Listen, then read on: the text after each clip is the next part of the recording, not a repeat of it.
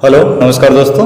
आज हम grade 10 civics के सेकंड चैप्टर फेडरलिज्म के बारे में बात करने वाले हैं। फेडरलिज्म चैप्टर को हम लोग समझने वाले हैं कि इस चैप्टर में बेसिक कुछ 3 पार्ट्स में हम लोग डिवाइड करने वाले हैं। तो इस चैप्टर को समझने वाले हैं कि फेडरलिज्म क्या है और इंडिया क्या एक फेडरल कंट्री है। अगर इंडिया फेडरल कंट्री है तो उसे कैसे प्रैक्टिस किया जाता है इंडिया में।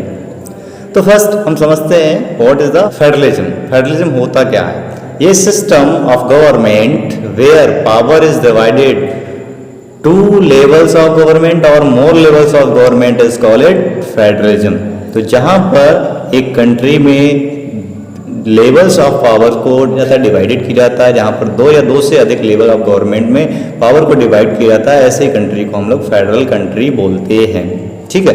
What is the basic features of federal country? Federal country के कुछ बेसिक फीचर्स होते हैं। हमारी एनसीईआरटी बुक्स में 7 ऐसे बेसिक फीचर्स के बारे में बताया गया है। फर्स्ट फीचर दिया गया है कि 2 और मोर लेवल ऑफ गवर्नमेंट्स। जहां पर फेडरल कंट्री है वहां पर 2 या 2 से अधिक लेवल ऑफ गवर्नमेंट होंगे। एक सेंट्रल गवर्नमेंट होगी और साथ में स्टेट गवर्नमेंट होगी। Second is different tiers of government govern same citizens but jurisdictions different tiers of jurisdictions are different। मतलब एक ही सिटीजन्स को या सेम सिटीजन्स को डिफरेंट ईयर की गवर्नमेंट गवर्न करेगी बट उनका जुरिडिक्शंस अलग अलग होगा। हमारी कॉन्स्टिट्यूशन में क्लियरली मेंशंस किया गया है।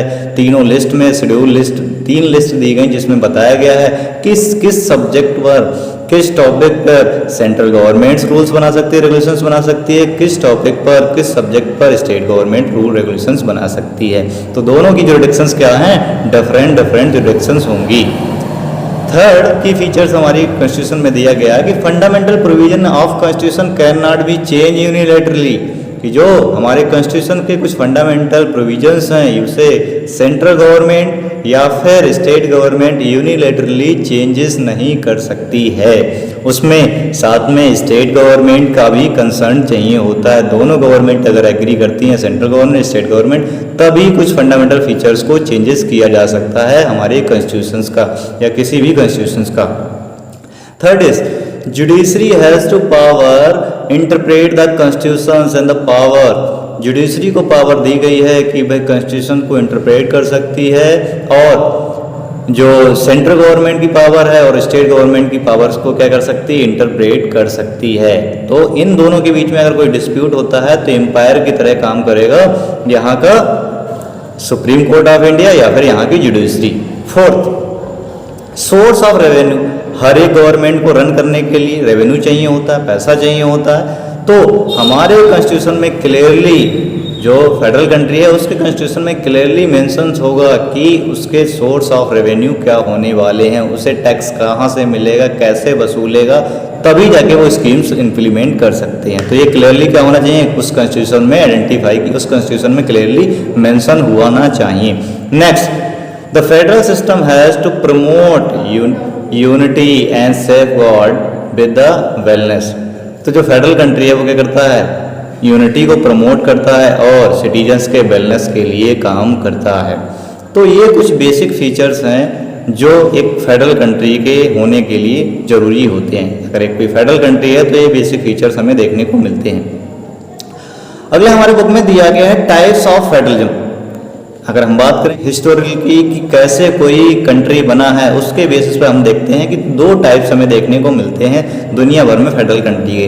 First is coming together. Coming together में क्या होता है कि जहाँ छोटे छोटे स्टेट्स होते हैं, अलग अलग स्टेट्स होते हैं, वो साथ में आते हैं और सेंटर को बनाते हैं। तो एग्जाम्पल देखने को मिलता है कमिंग टुगेदर का। अगर इसके एग्जाम्पल कंट्री की बात करें तो यूएसए हो गया, ऑस्ट्रेलिया हो गया, स्विट्जरलैंड हो गया। ये कुछ इसके एग्जाम्पल देखने को मिलते हैं जहाँ पर पहले छोटे छोटे स्टेट हुआ करते थे, उन्होंने अपनी आपसी सहमत से एक सेंटर फॉर्म किया और वह कमिंग टुगेदर का एग्जाम्पल देखने को मिलते हैं। भाई second is holding together. Holding together में क्या होता है कि डिफरेंट कंट्री के डिफरेंट पार्ट को सेंटर क्या करती है? डिफरेंट पार्ट को वहाँ के लोगों ने डिफरेंट स्टेट में बांट रखा ताकि वहाँ का ताकि उसे गवर्न करना इजी हो रहे, गवर्न करना अच्छा हो सके। तो ऐसे प्रोसेस को हम लोग बोलते हैं होल्डिंग टुगेदर। जैसे कि इंडिया, स्पेन, इसके एग्जाम्पल देखने को मिलते हैं। बेल्जियम भी इसका एग्जाम्पल देखने को मिलता है holding together. What makes India is a federal country? क्या इंडिया फेडरल कंट्री है? यस और no? Yes, India is a federal country.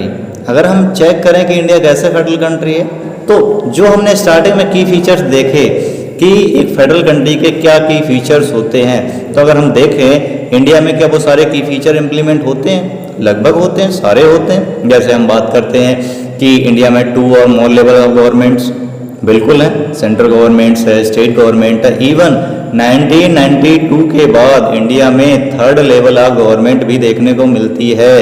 PRIs हो गई हमारे, ठीक है, म्यूनसिपलिटी बॉडीज हो गई जो इलेक्ट होती हैं, जिन्हें हम लोग लोकल गवर्नमेंट्स कहते हैं। सेकंड हम बात करते हैं फंडामेंटल्स प्रोविजंस। तो जाहिर सी बात, हमारी कॉन्स्टिट्यूशन में फंडामेंटल प्रोविजंस बिना स्टेट के कंसर्न के चेंज नहीं किए जा सकते हैं। थर्ड, क्या जुडिशरी एम्पायर की तरह काम करती है? एम्पायर की तरह काम करती है हमारे इंडिया में? बिल्कुल, सुप्रीम कोर्ट हमेशा एक एम्पायर की तरह काम करती है और वह कॉन्स्टिट्यूशन को इंटरप्रेट करने का काम करती है। तो इंडिया भी एक फेडरल कंट्री है। नेक्स्ट हमारी बुक में एक बहुत इंपॉर्टेंट टॉपिक दिया है लैंग्वेज पॉलिसी का, कि इंडिया में लैंग्वेज पॉलिसी क्या होने वाली, क्या इंडिया की एक ऑफिशियल लैंग्वेज होने वाली थी?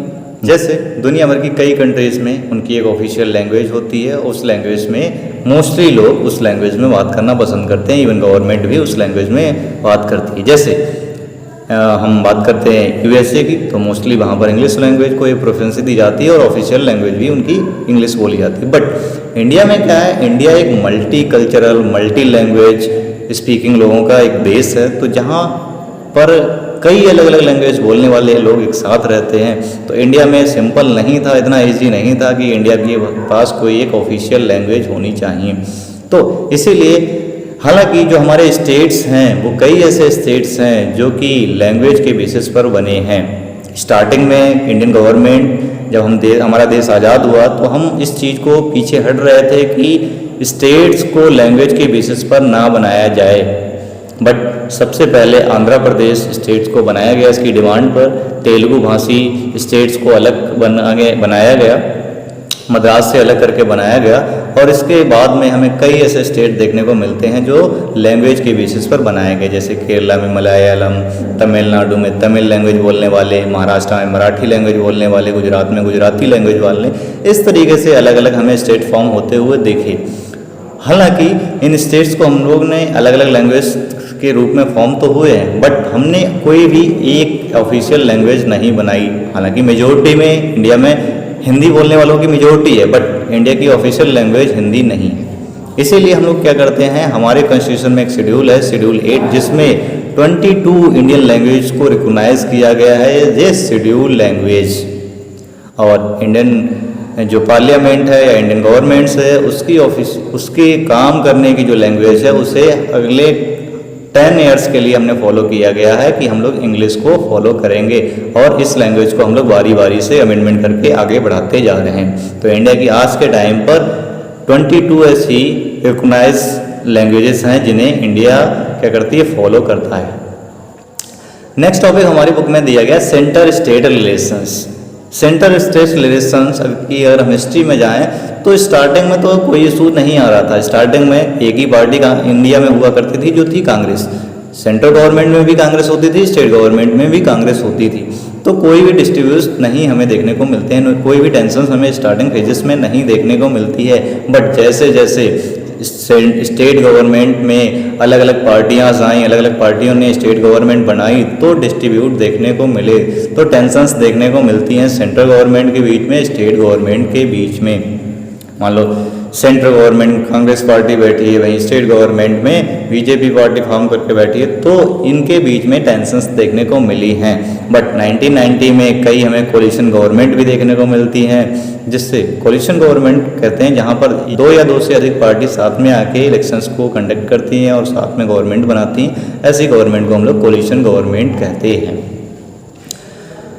बट कई ऐसे सुधार आए, कई ऐसे इम्प्लीमेंट्स किए गए ताकि हमारे सेंटर और स्टेट रिलेशंस को मजबूत किया जा सके। जैसे इंडियन कॉन्स्टिट्यूशन में क्लियरली मेंशंस किया गया कि सेंटर की क्या रिस्पॉन्सिबिलिटी होंगी, वहीं स्टेट गवर्नमेंट की क्या रिस्पॉन्सिबिलिटी होंगी, ताकि इनके बीच में जो कन्फ्लिक्ट हैं वो मिनिमाइज किए जा सकें। जैसे इंडिया में एक शेड्यूल 7 है जिसमें अलग अलग हमने 3 लिस्ट्स को फॉलो करते हैं। फर्स्ट है यूनियन लिस्ट, यूनियन लिस्ट पर सिर्फ राइट्स होते हैं किसको, सेंट्रल गवर्नमेंट को राइट होते हैं कि वह उनके सब्जेक्ट्स पर रूल्स रेगुलेशंस बना सकती है। One second is state list. State list में जो सब्जेक्ट दिए होते हैं उस पर राइट होता है कि स्टेट गवर्नमेंट ही उन पर रूल्स रेगुलेशन बना सकती है। Third is concurrent list. Concurrent list ऐसी लिस्ट होती है उसमें ऐसे टॉपिक्स दिए गए होते हैं जिसमें स्टेट गवर्नमेंट और इवन सेंट्रल गवर्नमेंट दोनों ही गवर्नमेंट उस पर रूल्स रेगुलेशन पॉलिसीज बना सकते हैं। बट आज के टाइम पे हमें कुछ ऐसे टॉपिक्स देखने को मिलते हैं जो इन तीनों ही शेड्यूल्स में नहीं शामिल होते हैं, तो ऐसे टॉपिक को हम लोग रेस्यूडरी सब्जेक्ट बोलते हैं। इन रेस्यूडरी सब्जेक्ट्स पर कोई भी रूल्स रेगुलेशन बनाने की पावर किसको होगी, तो ये सेंट्रल गवर्नमेंट को होगी। नेक्स्ट टॉपिक दिया गया है हमारी बुक में डिसेंट्रलाइजेशंस। क्या इंडिया में डिसेंट्रलाइजेशन हुआ है? क्या इंडिया में डिसेंट्रलाइजेशन इम्प्लीमेंट किया गया है, या फिर जो पावर्स है सिर्फ सेंट्रल गवर्नमेंट के पास में है? यस, इंडिया में डिसेंट्रलाइजेशन का कॉन्सेप्ट बहुत अच्छी तरीके से स्टार्ट किया गया। हालांकि स्टार्टिंग में हम देखते हैं तो यहाँ पर 2 लेवल ऑफ गवर्नमेंट ही देखने को मिलती है। शुरुआत में सेंट्रल गवर्नमेंट और स्टेट गवर्नमेंट ही देखने को मिलती है, बट 1993 के बाद हमें देखने को मिलती है यहाँ पर 3rd टियर ऑफ गवर्नमेंट, जिसे हम लोग PRIs बोलते हैं, पंचायती राज इंस्टीट्यूशन, और शहरों में म्यूनसिपल बॉडीज़ बनती हैं जहाँ पर लोकल लोगों को गवर्न किया जाता है, लोकल लोगों को एम्पावर किया जाता है कि वे अपनी पॉलिसीज़ को खुद से बनाएं और उन पॉलिसीज़ को क्या करें, खुद से इम्प्लीमेंट करें। तो इंडिया में डिसेंट्रलाइजेशन देखने को मिलता है। जैसे कि हमने देखा था श्रीलंका पिछले चैप्टर में, श्रीलंका ने डिसेंट्रलाइजेशन नहीं किया तो इसलिए वहाँ पर कई टेंशन्स देखने को मिली। वहीं बेल्जियम ने क्या किया, डिसेंट्रलाइजेशन का कॉन्सेप्ट अपनाया और अपने वहाँ की टेंशन्स को, जो लोगों के बीच में कन्फ्लिक्ट थे, उनको दूर करने का काम किया। नेक्स्ट और लास्ट टॉपिक हमारे इस चैप्टर का है, क्या इंपॉर्टेंस है फेडरलिज्म के, कि किसी कंट्री को फेडरलिज्म क्यों बनना चाहिए, इसके क्या इंपॉर्टेंस हैं। First importance is accommodation of diversity. जहाँ पर बहुत ज़्यादा डाइवर्सिटी है, अलग अलग कल्चर्स के लोग रहते हैं, अलग अलग रीजन्स के लोग रहते हैं, वहाँ पर मैंडेटरी हो जाता है कि फेडरलिज्म को अपनाया जाना चाहिए।